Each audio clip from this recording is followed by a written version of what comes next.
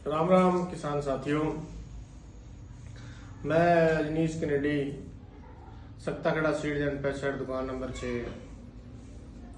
का मालिक आपसे रूबरू हो रहा हूँ और सभी किसान साथियों से अपील भी कर रहा हूँ। अभी मैंने एक किसान नेता की वीडियो देखी तो मेरा मन किया भाई सभी अगर नेता किसानों से रूबरू हो रहे हैं तो दुकानदारों को भी किसानों से रूबरू होना चाहिए। पिछले कई दिनों से अखबारों में देख रहे हैं और आप सब लोग लाइन में भी लगे खड़े हो, डीएपी की काफ़ी आपने शॉर्टेज देखी है। इसका मुख्य कारण जो है वो मैं आपसे साझा करना चाहता हूँ। साथियों, जो डीएपी है वो सारी की सारी इंपोर्ट करते हैं, दूसरे देशों से मंगा रहे हैं और इंपोर्ट के ऊपर डीएपी के एक बैग पर लगभग जो रेशो है वो 400 से 500 रुपए एक गट्टे का कंपनी को मंगाने में नुकसान है, सब्सिडी काटने के बाद। तो कंपनियों ने डीएपी इंपोर्ट ही कम करी है। तो अगर पूरे भारतवर्ष का अगर देखा जाए सिनेरियो, तो जहां 100 गट्टे खाद के डीएपी कहने चाहिए थे वहां कंपनी ने 50 गट्टे मंगाए हैं। तो ये इससे पता लगता है भी आपको डीएपी के साथ एनपीके खाद बीजे बिना इसका कोई मसले का हल नहीं है। तो जितने भी किसान साथी लाइनों में खड़े हैं या मेरी इस वीडियो को देख रहे हैं, उनसे मेरी अपील है कि आप 12-32-16 जो खाद है, आज से 10-20 साल पहले सारे अपने जितने भी किसान साथी है वो 12-32-16 बीज कर ही कणक बीजते थे। तो ये खाद कोई कम नहीं है, इसके अंदर जो 16% है वो पोटाश की मात्रा है। और पोटाश का जो काम है वो ये है भाई फसल के लिए जो जरूरी तत्व जमीन में पड़े हैं उनको वो एक्टिव करता है। और जो कुदरती तौर पर हमारी जमीन के अंदर डीएपी खाद है या यूरिया है या पोटाश है, सल्फर है, जिंक है, लोहा, जितने प्रकार के तत्व पड़े हैं उनको एक्टिव करके फसल को देना पोटाश का मुख्य कार्य है। तो मैं ये नहीं समझता एक दुकानदार होने के नाते, किसान होने के नाते, भी अगर आप एनपीके से अपनी फसल बीजेंगे तो वो डीएपी के बजाय कहीं कोई कमी आएगी, उसमें वो आपको पूरा उतना ही झाड़ देगी। तो आप ऐसे भी कर सकते हैं भी आपके पास अगर किसी किसान साथी ने 5 गट्टे 10 गट्टे डीएपी कहीं से ले लिए हैं और उसको 20 किले 15 किले कणक बीजनी है, तो जितनी आपके पास कमी है खाद की वो आप एनपीके ले लीजिए और उसको मिक्स करके भी आप बीज सकते हैं। तो आपको 50 किलो खाद गट्टा 1 एकड़ के पीछे आपकी जरूरत जो वो खत्म हो जाएगी।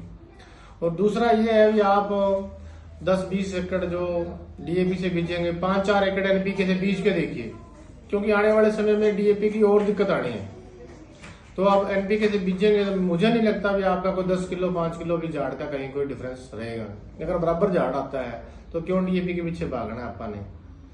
तो किसान साथी इस तरह का जो पैनिक क्रिएट ना करें, खुद भी परेशान हो रहे हैं, दुकानदार भी परेशान है, प्रशासन भी परेशान है। और जो ये जथेबंदियां आह्वान कर रही हैं भी प्रशासन पर दबाव बढ़ाएं, यहाँ एसडीएम साहब के बैठो, चाहे तहसीलदार साहब के बैठो, चाहे डीसी साहब के बैठो, चाहे सड़कों में बैठो, इसका कोई फायदा नहीं है। फायदा क्यों नहीं है? क्योंकि जो खाद है भारतवर्ष में इंपोर्ट ही कम की गई है। तो कम जो चीज है ही नहीं उसके लिए सड़क पर बैठने का क्या फायदा है। और आप ये करें सुनिश्चित भी अगर आपके 4 किले पानी लगे तो 4 ही किले खाद लेके जाएं, ताकि जो छोटे जमींदार है 1 एकड़ 2 एकड़ 5 एकड़ वाले उनको भी खाद मिल सके।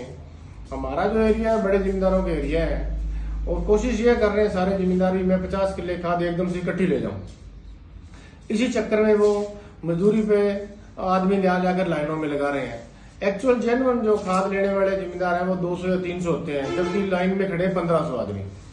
इसका मतलब ये है भी आपने जो 50 एकड़ की खाद आज ही चाहिए वो एक दिन में तो बिजाई नहीं हो सकती, एक दिन में पानी नहीं लग सकता, तो आपको 15 दिन में 10 दिन में खाद की जरूरत है। और वैसे धीरे धीरे रैक एनपीके और डीएपी के प्रॉपर प्रशासन द्वारा लगाए जा रहे हैं। तो आप इस पैनिक क्रिएट करने के बजाय, धरने लगाने के बजाय ये कोशिश करें कि आपको 5 एकड़ 2 एकड़ 10 एकड़ जितना पानी लग गया उतनी खाद लेके आए। और अगर वो खाद आपके घर में पड़ी है तो उसके लिए आपसे रिक्वेस्ट है, हाथ जोड़कर बेनती है, आप लाइन में ना लगे। जो छोटे जमींदार है 1, 2, 5 एकड़ के उनको वो खाद लेने दें, ताकि उनकी जो 2, 3, 4, 5 के लिए जरूरत पूरी हो जाएगी। उसके बाद वो लाइन में नहीं आएंगे तो आपको 50 एकड़ 100 एकड़ की जो खाद है वो एकदम से इकट्ठी मिल जाएगी।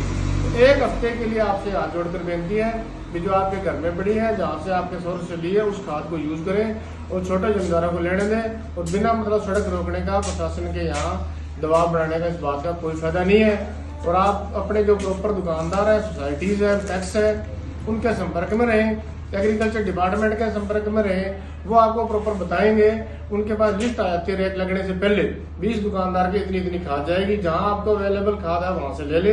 अगर मंडी डबड़ी में कोई भी दुकानदार आपसे ब्लैक कर रहा है, आपसे धक्का कर रहा है, आपको खाद नहीं दे रहा है, तो मैं मंडी डबड़ी जो पेस्टिसाइड फर्टिलाइजर यूनियन का प्रधान हूँ, आप मुझे सूचित करें।